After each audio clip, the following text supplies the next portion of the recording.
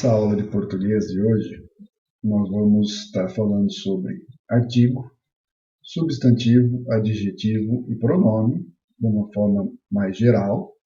E nós vamos entrar num gênero literário que eu particularmente adoro, que são as fábulas. Vocês sabem o que é fábula? Então nós vamos estudar a estrutura das fábulas. Vai ser muito bacana, ok? Vamos lá? Então vamos lá.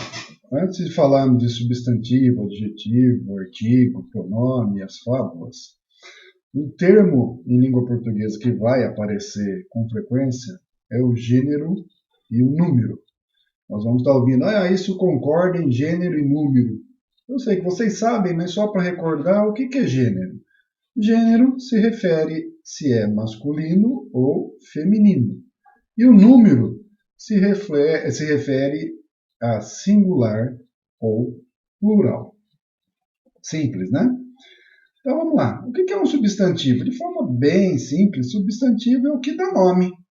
Dá nome aos seres, dá nome aos estados, qualidades, lugares, enfim, animais. É o que nomeia as coisas. E o adjetivo? O adjetivo é o que dá característica aos substantivos. Né? Confuso, estudioso, enfim, dá características aos substantivos.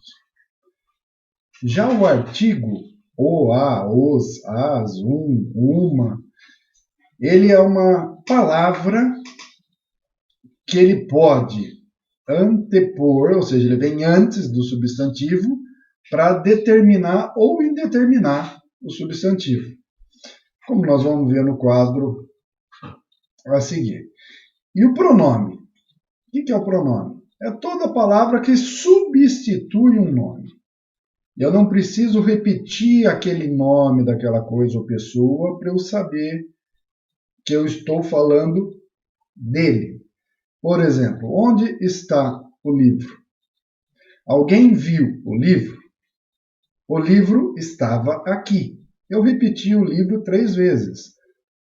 Quando eu uso o pronome, eu coloco o livro na primeira frase e depois eu não necessito repeti-lo. Então, como é que ficaria? Aonde está o livro? Alguém ouviu? Então, o pronome o está indicando livro. Ele estava aqui. Aí, na linha de baixo, o ele, quem estava aqui? Também o livro. Tranquilo até aí? Ótimo. Então vamos entender um pouquinho de fábula agora. O que é fábula? Fábula geralmente é uma historinha curta, cujos personagens são, na sua grande maioria, animais. E a estrutura da fábula em si, além dessa história curta, dos personagens serem animais, os animais eles apresentam características humanas. Ou seja, eles pensam, eles conversam entre si, eles agem como se fossem seres humanos. O título geralmente também é nome de animal, o tempo é indeterminado, e 2 coisas fundamentais nas fábulas.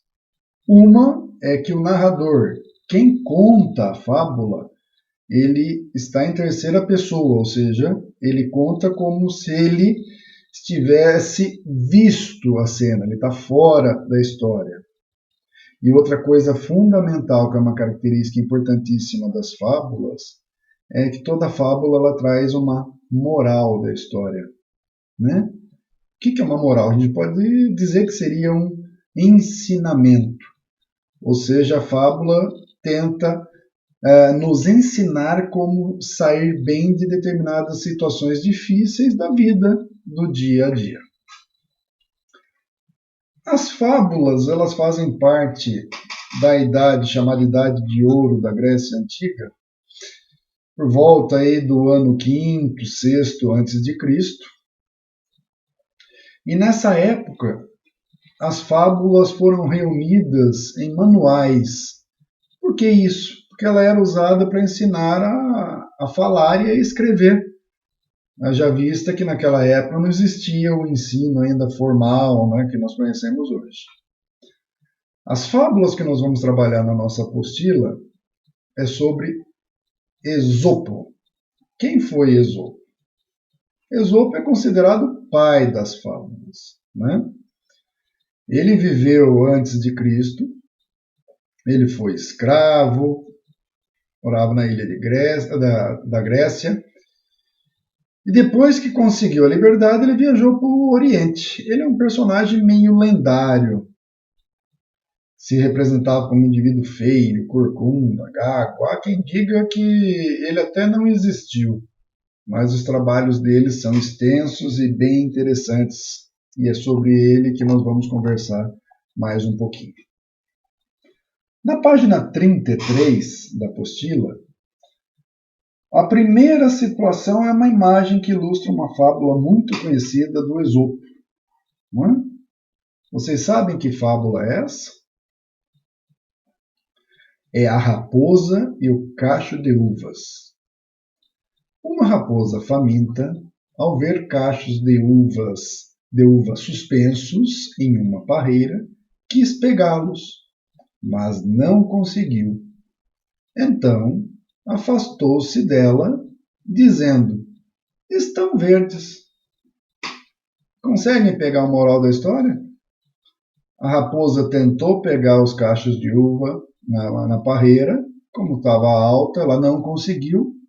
Então, para não admitir a incapacidade dela, que eu não tive condições, eu não fui capaz de pegar essa uva, ao invés de eu falar dessa incapacidade, eu digo que as uvas estavam verdes, ou seja, eu não peguei porque eu não quis.